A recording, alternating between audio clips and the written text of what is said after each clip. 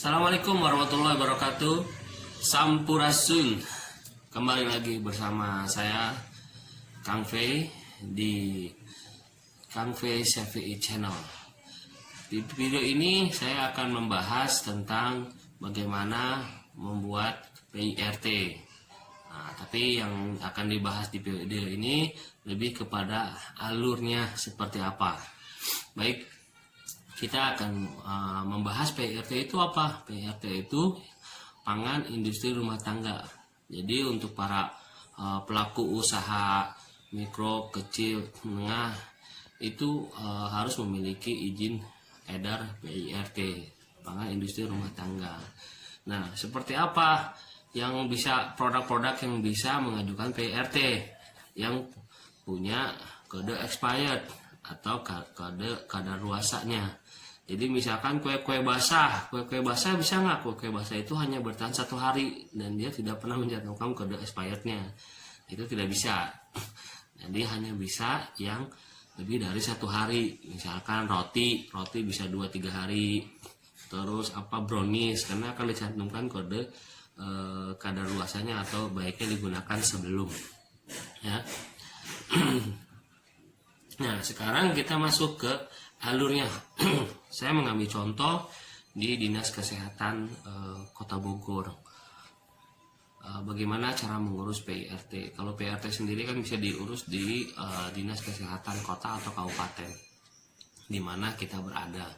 Nah, kita coba mengambil contoh di Dinas Kesehatan Kota Bogor. Yang pertama, kita harus datang ke kantor Dinas Kesehatan Kota Bogor, ke bagian PIRT-nya. Nanti di sana akan kita didaftarkan untuk waiting list sebagai peserta penyuluhan. Jadi sebelum melakukan pengajuan berkas, kita juga harus mengikuti penyuluhan selama 2 hari. Nah, setelah penyuluhan 2 hari, kita ditelepon oleh pihak Dinkes, akan diundang untuk melakukan penyuluhan. Kita diundang Dinkes selama 2 hari penyuluhan tentang PIRT. Di situ mengulas tuntas bagaimana sarananya harus seperti apa, berkas-berkasnya, dan apa manfaat dari PIRT. Nah, itu semua diulas di penyuluhan selama 2 hari. Nah, setelah dari penyuluhan, kita datang kembali ke Dinkes untuk mengisi form pengajuan PIRT. Nah, setelah diisi formnya, kita memfotokopi yang sudah diisi formnya, terus kita ajukan ke puskesmas setempat. Kita ajukan ke puskesmas setempat untuk mereka kunjungi dapur produksi kita. Jadi PIRT itu yang dilihat yaitu tidak hanya produk kita atau kemasannya, tapi dapur produksinya. Setelah puskesmas melakukan survei, lalu puskesmas memeriksa semuanya dan hasilnya nanti akan diberikan kepada kita. Kalau memang sudah oke, puskesmas akan mengeluarkan surat rekomendasi. Surat rekomendasi itu salah satu syarat untuk kita mengajukan form PIRT ke Dinas Kesehatan. Nah, setelah kita mendapatkan rekomendasi, kita datang kembali ke Dinas Kesehatan Kota Bogor untuk menyerahkan berkasnya yang sudah ada lampiran surat rekomendasi dari puskesmas setempat. Nah, berkas itu akan diberikan ke Dinas Kesehatan Kota Bogor, ke kesehatan setempat lah. Nah, nanti pihak Dinas Kesehatan melalui bidang PIRT-nya akan mengunjungi dapur produksi kita. Nah, setelah mengunjungi dapur produksi kita, mereka akan memeriksa semua, mencatat semua kekurangannya. Nah, nanti ada beberapa misalkan revisi. Nah, setelah revisi itu kita dapat. Nah, setelah itu kita melakukan perbaikan yang diberikan catatan oleh Dinas Kesehatan yang telah survei ke dapur produksi kita. Itu semua diperiksa dari mulai sarananya, kemasannya, produknya, terus pembuangan limbahnya. Nah, tapi jangan khawatir, karena kita industri rumah tangga, jadi tidak seperti industri-industri besar lainnya. Nah, setelah itu kita ajukan kembali berkas revisi, apa aja yang diinginkan revisi dari catatan pihak survei Dinas Kesehatan. Nah, setelah revisi itu diberikan, nah, kita tinggal menunggu info dari Dinas Kesehatan terkait PIRT-nya. Nah, PIRT-nya setelah dinyatakan lolos berkasnya, perbaikannya pun dipelajari lolos, nah, maka kita akan diinfokan kembali. Kalau di Bogor itu ada retribusi 300.000. Nah, UKM akan ditelepon oleh Dinas Kesehatan Kota Bogor bahwa surat PIRT-nya sudah jadi, tapi bentuknya masih rekomendasi. Nah, dia akan datang lagi ke Dinkes untuk mengambil formulir untuk store tunai retribusinya. Nah, setelah dia mengambil formnya di Dinkes, dia akan datang ke tellernya Bank BJB untuk store tunai retribusi yang 300.000. Setelah store tunai difotokopi berkasnya, lalu akan kembali lagi ke Dinkes memberikan salah satu bukti store tunainya. Setelah ditransfer, setelah diberikan bukti pembayarannya, lalu kita akan diberikan surat PIRT-nya, atau kalau di Kota Bogor itu rekomendasi PIRT, karena ada satu tahap lagi kalau di Kota Bogor, yaitu ke DPM TSP. Nah, persyaratan kelengkapan permohonan rekomendasi PIRT, sertifikat PIRT yang ke Dinkes itu, yang pertama fotokopi KTP pemilik yang masih berlaku. Yang kedua, surat rekomendasi dari puskesmas yang tadi dilakukan tuh untuk survei segala macam, dia melakukan surat rekomendasi puskesmas. Yang ketiga, surat pernyataan patuh pada perundang-undangan, itu ada di formnya yang dari Dinkes, kita tinggal ngisi aja. Yang keempat, data produsen pangan industri rumah tangga, itu juga ada formnya, data kita diisi. Yang kelima, data produk pangan, jadi apa aja tuh yang kita mau ajukan, produk-produk kita untuk kita ajukan di permohonan PIRT. Yang keenam, desain label. Nah, nanti di video berikutnya kita akan membahas desain labelnya. Standar desain labelnya seperti apa sih kalau ingin mengajukan PIRT.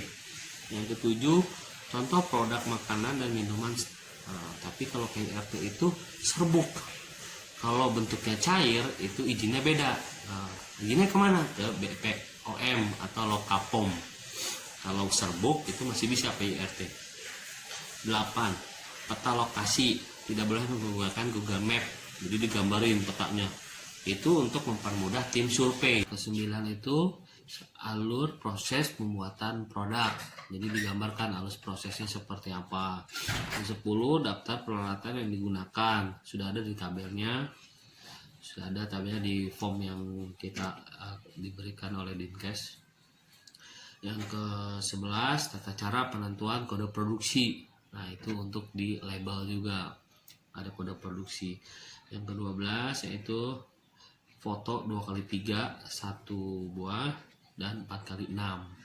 Ya, mungkin seperti itu. Jangan lupa diikuti persyaratannya untuk mendapatkan PIRT. Nah, Kang V kemarin baru saja membantu teman-teman UKM di Kota Bogor untuk mendapatkan PIRT, dan alhamdulillah mendapatkan bantuan CSR dari Bank Kota Bogor.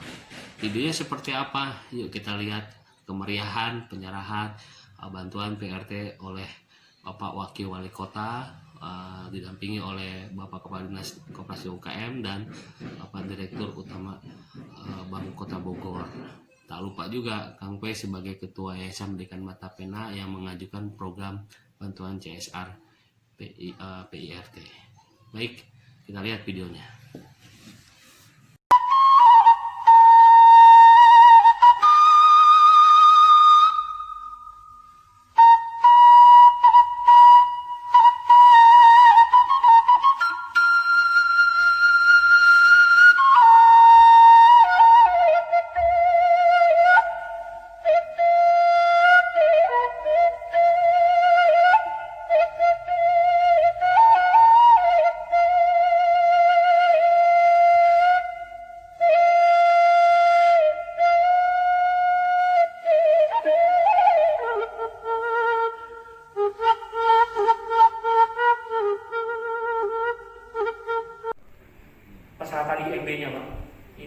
mungkin ada Pak Wakil ini karena mayoritas usaha mikro Pak yang mau naik ke kecil masih omsetnya di bawah 300 juta. Jadi silakanlah bisa umum. Terus Bank Kota Bogor tadi kembali memilih ini kita Syafei dan para pelaku UKM Kota Bogor, ini ibu-ibu semua yang dahsyat-dahsyat. Kalau dari wajahnya calon-calon Tuhan ya.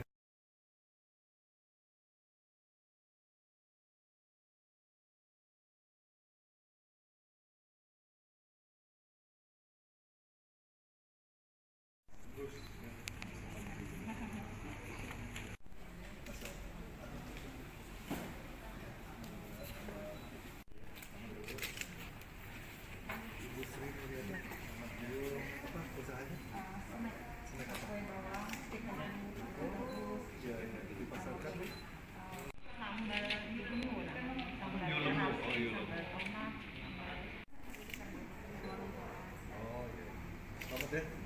Mudah-mudahan tambah sukses selalu ya.